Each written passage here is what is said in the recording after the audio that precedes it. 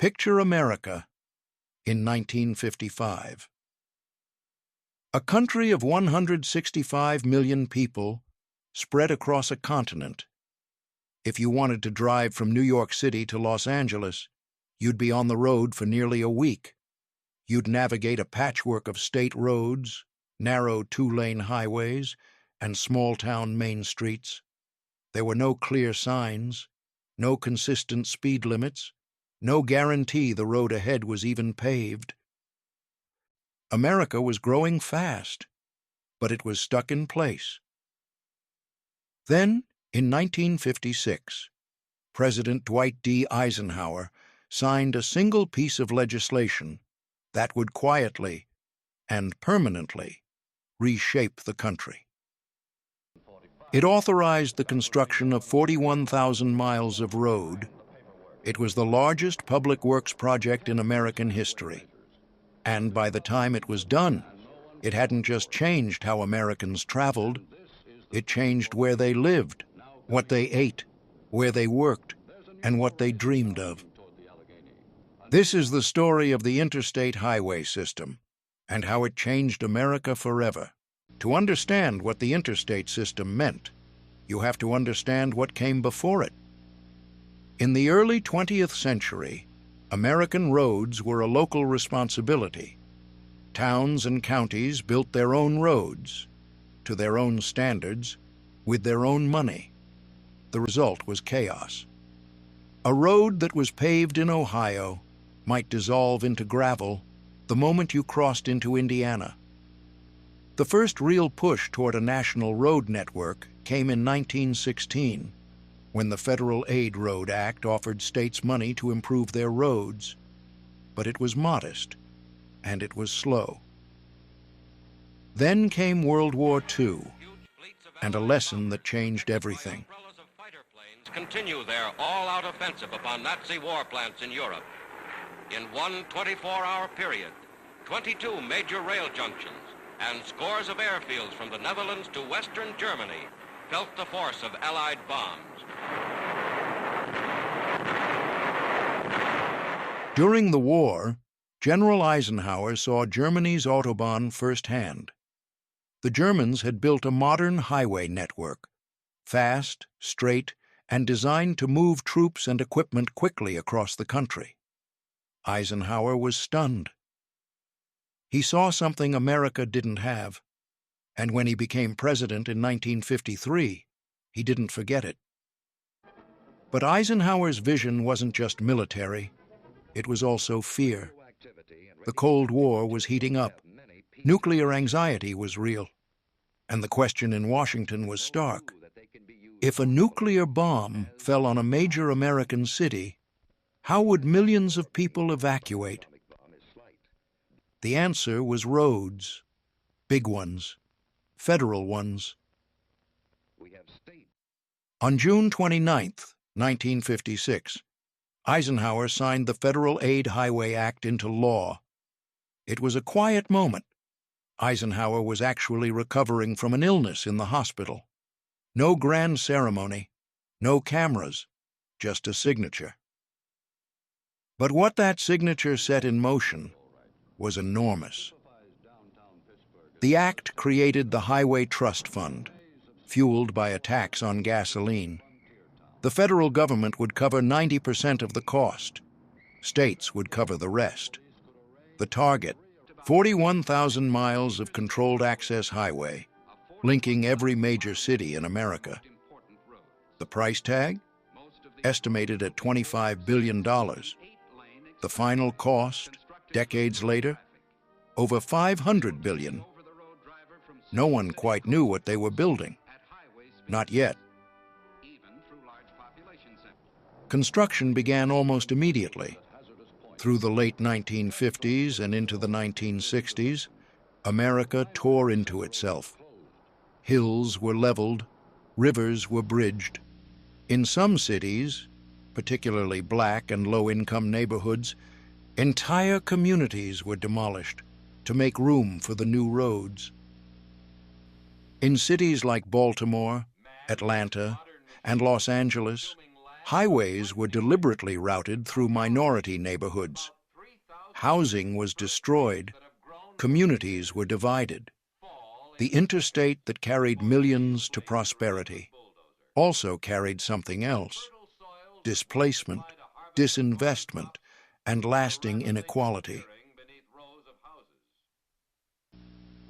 But for millions of white middle-class Americans, the highway was nothing short of liberation. Before the interstates, most Americans lived close to where they worked, in dense city neighborhoods, near factories and offices and transit lines. The highway changed that equation completely. Suddenly, you could live 20, 30, 40 miles, still get to work. And developers noticed. In the 1950s and 60s, suburbs exploded across the American landscape. Levittown, Park Forest, Lakewood, identical houses on identical streets, all made possible by the car and the road beneath it. The American dream, circa 1960, came with a two-car garage. The interstate didn't just move people, it moved an entire culture. Roadside America bloomed: motels, diners, drive-ins, gas stations with names you'd recognize to this day.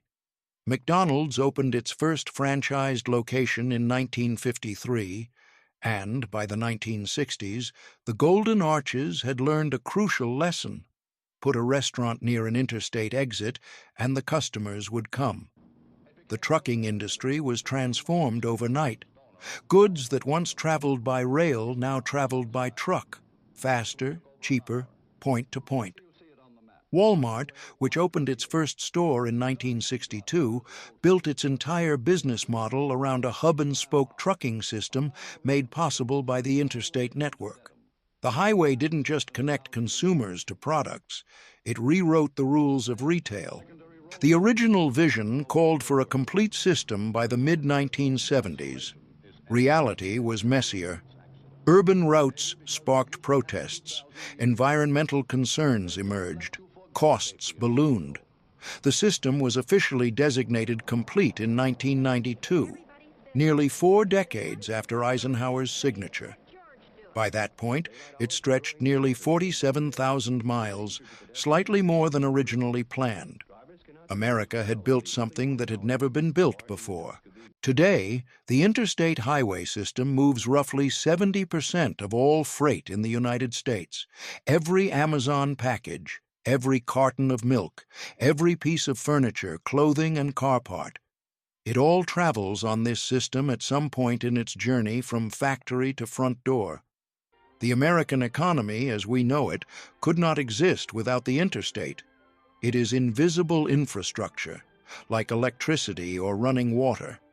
We don't notice it until it's gone, but the system is aging. Many of the bridges and roads built in the 1960s were designed to last 50 years. We are now decades past that mark. In 2021, the Infrastructure Investment and Jobs Act committed over $110 billion to repair and improve roads and bridges across the country. It was described as a once-in-a-generation investment and a reminder that the cost of the highway system never really ends. There's also the deeper cost. The American car culture that the interstate helped create contributed to urban sprawl, longer commutes, and dependence on oil that shaped U.S. foreign policy for decades. Cities that dismantled their streetcar networks in the 1950s to make room for highways are now spending billions trying to rebuild mass transit. The interstate also changed the texture of American life in ways that are harder to measure. The small towns that sat on old U.S. highways, Route 66, the Lincoln Highway, the National Road, were bypassed when the interstates were built. Without through traffic, many of them slowly faded. The diners closed, the motels shut down, the gas stations boarded up. What had been a living road became a relic. Today, those old roads carry a certain kind of nostalgia. Route 66, the Mother Road, is a tourist attraction now. a pilgrimage for those who want to understand what America looked like before the interstates made everything faster and more efficient, and, in some ways, more the same. The interstate highway system is one of the great engineering achievements in human history. It connected a continent. It created an economy. It gave Americans something they had always wanted: freedom to move. The highway gave America speed. What it asked in return was something harder to name: a slower way of life, a different kind of place, a road not taken. 60 years on, we're still driving the roads Eisenhower built, still paying the bill, and still figuring out what we want from the road ahead. If you made it this far, you clearly love history. Subscribe for more documentaries like this one. New episodes every week.